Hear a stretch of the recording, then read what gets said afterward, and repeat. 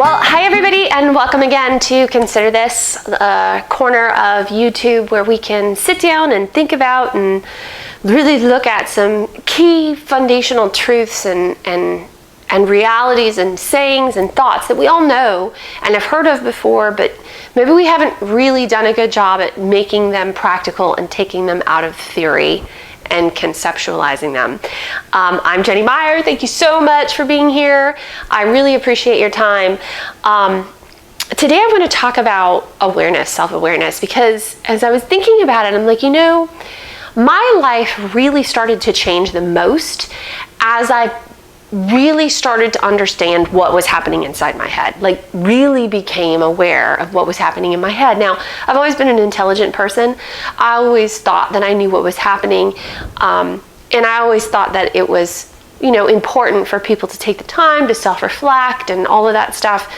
And it's true. Those things are critical. You can't make any changes or grow or be different if you're not able to look at yourself objectively, with realism and with reality, and see the truth about what's going on inside of you, around you, and the impact that you have on the things around you. And self-awareness is really the place that it starts. This idea came to me actually today while I was listening to an episode of Impact Theory with Tom Milio, and I hope I pronounced that name correctly. Forgive me if I'm wrong. He was doing an interview with Ryan Holiday about the keys to a good life was the name of the video. Link in the description so you guys can watch it too. And Ryan Holiday reminded me of a quote by Viktor Frankl. And if you haven't read his book, Man's Search for Meaning, you really should read the book. It's a great, great book. But in that book, Viktor Frankl quotes, "Between stimulus and response, there is a space. In that space is our power to choose our response. And in our response lies our growth and our freedom." That quote right there, that statement, those three statements, I guess, are really about self-awareness and, more importantly, this idea, I think, of mindfulness. Now, I'm sure that there are multiple ways that one can become more self-aware. But my journey with it and how I started was with the practice of mindfulness. And I'm using mindfulness really intentionally because I don't mean meditation. They are kind of different depending on who you ask, and I'm certainly not a meditation expert by any stretch of the imagination, so I really want to stick to just this idea of mindfulness. And the concept around it is you become so aware of what's happening right now in your current situation, and you don't allow your mind to drift to places outside of what you're currently experiencing. Now, if you're anything like me, sitting quietly and trying to meditate was very, very difficult. So I started my mindfulness practice by being very, very present with activities that I was doing through the day all the time. So while I was washing the dishes, how does the water feel in my hands? How does the soap feel? What's the weight of the dishes? How are my feet? When I was a kid and I used to wash the dishes, I used to tell my parents that my legs itch. They really did itch. Knowing what I know about the mind and human behavior now, I'm sure I was creating that. But whatever, they really did itch. How are my legs feeling? How are my shoulders? Are my shoulders relaxed or am I tense? What is my breathing like? Being really, really hyper vigilantly aware of what I was experiencing in that moment. And I started it with the dishes. And then because I hand wash my dishes. I haven't always, but I have been doing it now because it helps with this Zen mindfulness kind of idea. And then I started to do it while I was getting ready for work in the morning, or while I was making lunch or dinner. And I would not think about going to the grocery store or what I needed to do today or what I had to get done at work or what my daughter was doing in school or what my son might need with therapy. Like, none of those things was happening. As soon as I realized that I wasn't focused on cutting the lemon or browning the chicken or washing the pan, I would stop, I would take a deep breath, and I would refocus on what I was doing. And there wasn't judgment in it. It was just constant redirect back to what I was doing. And what happened is, as I slowly started to do that, I realized that it became easier for me to create a larger space between the stimulus and the response that Viktor Frankl is talking about in this quote. And if you watch this impact theory interview, you'll hear them talk about it a little bit at the beginning as well.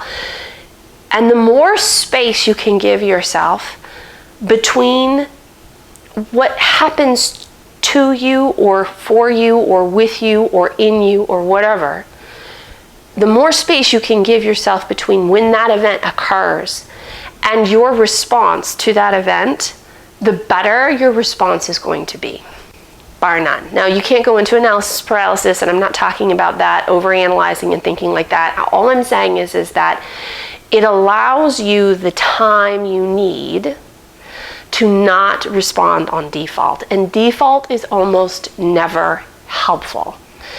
Never helpful. Default is the automated response that you were doing as a kid because that's how you learned how to get through your environment. That's how you learned to deal with problems. That's how you learned to stay safe. That's how you learned to be who you were.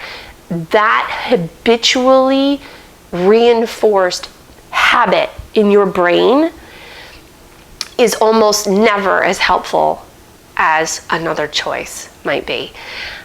And it's really hard in the moment when you're, at work and dealing with a situation with a coworker or a boss, or you're engaged in a potential power struggle with your kid on the way to school, or whatever it is that it might be. It really is hard to stop yourself from that automated response if you haven't built in this space, this cushion, this awareness, for lack of a better word, of what you're thinking and how you're feeling about what just occurred. So if, I stub my toe and my initial response is to scream like a lunatic because it really hurt and I'm very angry and now I'm like lashing out and being absolutely out of control, mindfulness gives me the practice of being able to breathe before I move into autoed response. I don't know how it works. I'm sure somewhere out there's a neurologist or a neurobiologist or somebody who can explain what's happening chemically in the brain that allows that to happen. I don't know what it is at this point, and now I feel like I need to go find out and search for it. But I do know that it works.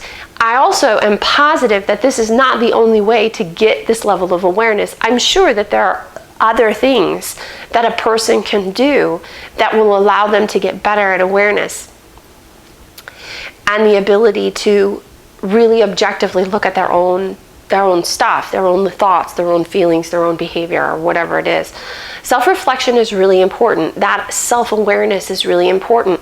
And building that space, in my case through mindfulness, it was easier for me to push the pause button between my response and the stimulus so that I could choose how I wanted to respond instead of just vomiting what I had learned through my life.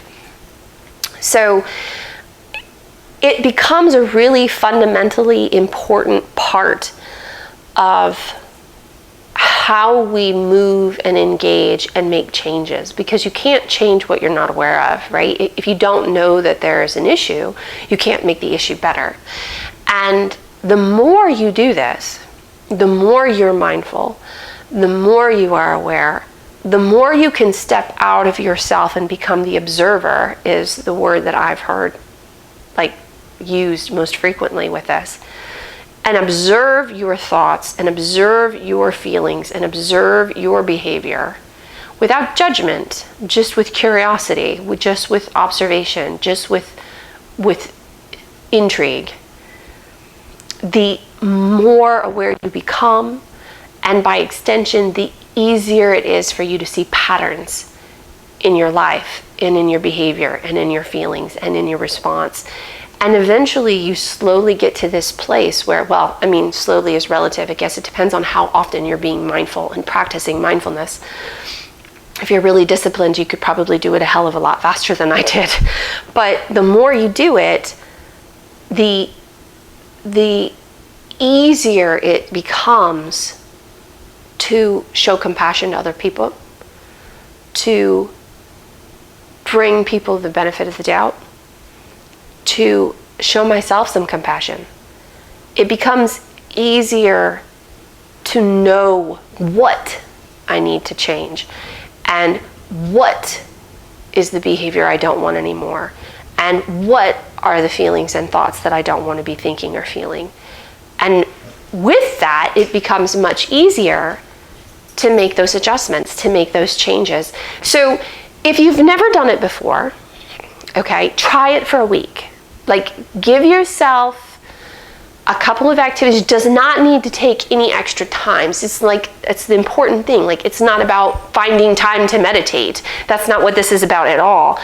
It's about, in the regular course of your day-to-day life, focus exclusively and very intensely on what it is you're doing. How does the chair feel when you're sitting on it?